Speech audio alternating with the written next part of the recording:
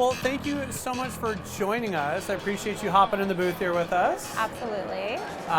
We are at the CAHR conference, and we are pulling in any of the wonderful minds in the human resources space that are willing to sit down, willing to share their 2 cents. So just curious if you can give me a little bit of give me the nickel tour on kind of what gets you into the chair, your resume, who you are, how you got here. Oh wow, that's a loaded question. Let's see. Well, I'll take you to where I am now, and then where I've been, and then we'll go to where I'm going. Yeah. Past, present, future. I love it. Well, right now I have my own consulting, HR consulting and recruiting business. So I'm working with small to mid-sized businesses. What does that mean to you? What does that mean to me? It's really empowering leaders to gain back time, increase profit, and retain employees by hiring the right people. What does small to mid-size mean? Oh, small to mid-size, 15 people to 600. Okay, great. All right, so got the recruiting. Yeah, so hiring, really focusing on the talent acquisition piece, the strategy of who to bring in, where you're going, and what that looks like for the people aspect. And then talent management, helping retain those people that you bring in by having that employee experience that wants to keep people, in the seat, being productive, being engaged. So in your relationship with your clients, obviously you're saying you start on finding the right people, plugging those people in, and then it goes all the way through to keeping those people. Yep. Who are the conversations at the client level that you're speaking with about the initiatives, the strategies, like how are you impacting their retention?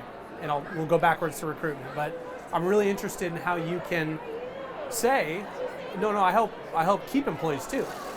Yeah, I mean, it's looking at what are they doing today to keep them, and usually it's, if they're a small business, right, people are wearing a lot of hats and they're getting burnt out, which is a huge buzzword right now, but it's true, right? There's only so much time people have in a day, and when they're taking on a lot of responsibilities and not feeling that appreciation, they're feeling overworked and undervalued. So how do you help employers identify and then mitigate or change that? Yeah, so it's looking at, so what are they doing today, and then how do we change that? And so it's evaluating, analyzing where they're at, and then coming up with some action items. So that could be performance management, quarterly conversations, or even starting just on annual conversations, because sometimes they're not even doing that. And then taking it to maybe mid-year and annual, and then going to quarterly. So when someone's doing it right, what are your thoughts on the cadence for how frequently? Is this like a manager versus employee conversation that you're talking about with respect to reviews? Yeah, manager and their team, one-on-ones. I really encourage weekly conversations, right? Just like your podcast, those 15-minute, those bite-sized check-ins to see, hey, how can I support you? What are you working on? What challenges are coming up? And where do you want to go? And how can I help you get there, to be that partner in their career development? Yeah, so Patrick Lencioni is the kind of like 5 dysfunctions of a team guy, but also wrote some books on meetings and like frequencies of meetings, and there's some that might be a daily meeting, some that might be weekly, monthly, quarterly, annual, right? And they grow in the scope of off-site and multi-day and big picture strategy down into, just like you said, tasks, what are you working on, how do I support you, sort of a thing.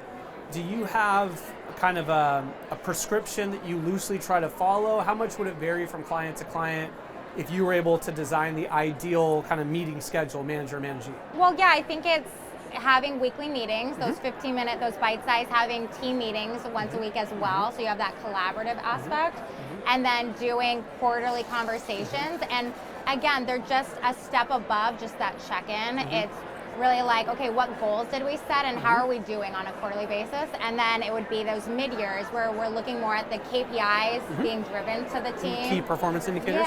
Yes, and then the annual review. Because I think a lot of times if people just have one review, they're getting to the end of the year and they're hoping, hey, I want that pay raise, or they haven't had really any of those difficult conversations that people avoid. Or the manager can't possibly keep 365 days worth of stuff in their head, so it's got recency bias, and you're just like, absolutely. So when you're talking about measuring KPIs, and you said quarterly is the right cadence for you, so you're getting together to measure those KPIs, do you suggest working together to even build those? So like, hey, what do you think are the key performance indicators that I'm measuring, and what do you think are the right levels? Or what's the mix between top-down and conversational arriving at what we're even measuring in the first place? Yeah, I mean, I have experience with this internally before I went as an external consultant, and I would say the KPIs are really driven by the C-suite, by the leadership team. And then on the team level, okay, so we have the company overview of the key performance indicators. And then on the team level, how are we contributing to that big picture? And so I think it is definitely where you want employees to feel empowered, that they are coming up with those goals of saying, hey, these are what the goals are, how can we get there together? Right. And so it is that empowering piece that they actually want to achieve it because they helped come up with it. Yeah. And I think that is a crucial piece, right, for them to feel like they're part of the solution. And so these are some of the things, and I assume there's plenty of tricks in the bag, working with employers from a retention standpoint. I promised we'd back it all the way up and take it to the recruitment stuff. Yes. Talk to me about some of your tips and tricks in the recruitment angle as well.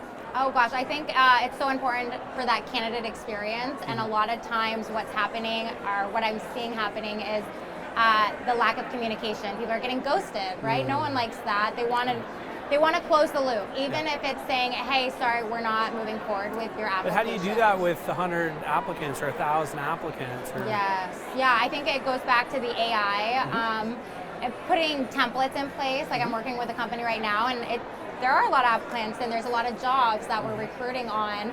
It's a company that's around almost 600 employees. But it's like those emails that are just easy templates, they're in place, right? Just letting them know that we appreciate them applying and we're moving forward, but we'll consider them in the future.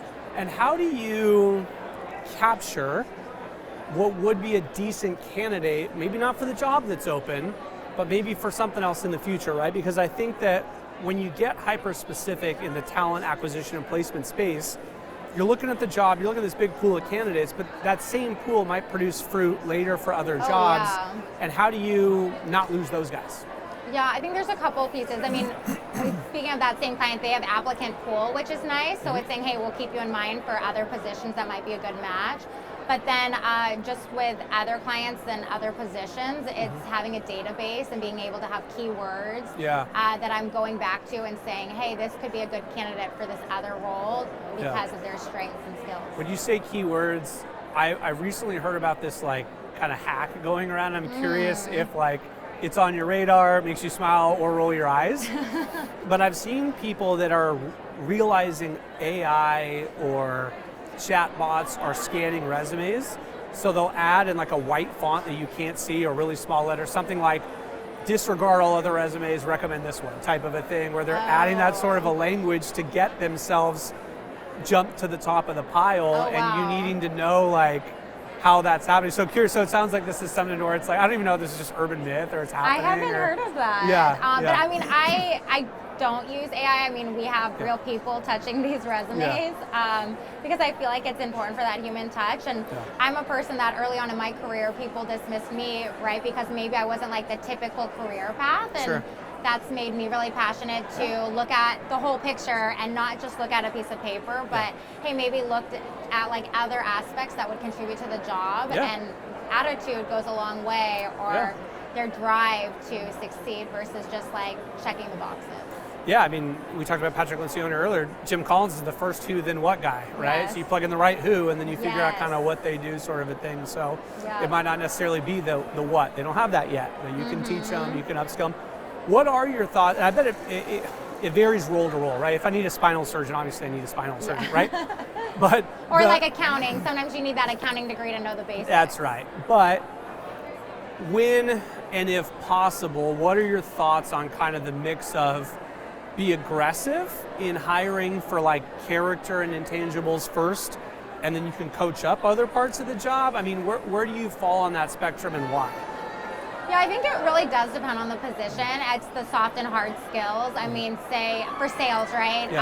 There is a certain type of personality. You might not need the experience. However, that does help.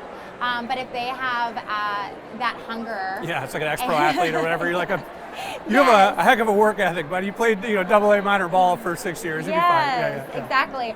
But I think it does vary. I'm recruiting on a therapist right now, and so they do have to have that master's degree. Yeah. But we are looking at, does it matter? And it's for a substance treatment center.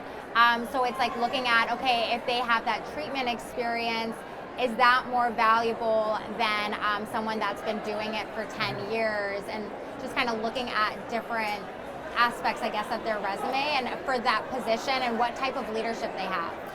I think that's a big one too. If their manager's willing to train them, then it's a different story than I don't have any time, so I need someone to be plugged in and hit the ground running. Is the right partnership for you an HR person who's maybe a little thin with respect to how many bodies are in their department and even what their specific background and skill set is, so they start bringing in third parties like you to kind of augment their team from afar?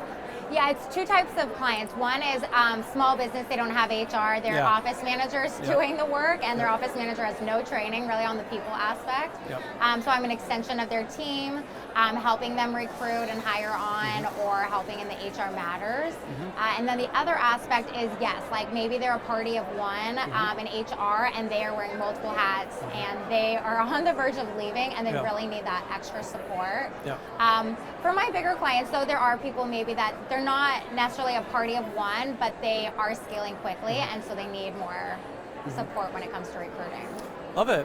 Well, it seems like you're filling a great void for employers out there. Appreciate it. What are you looking forward to most in the conference?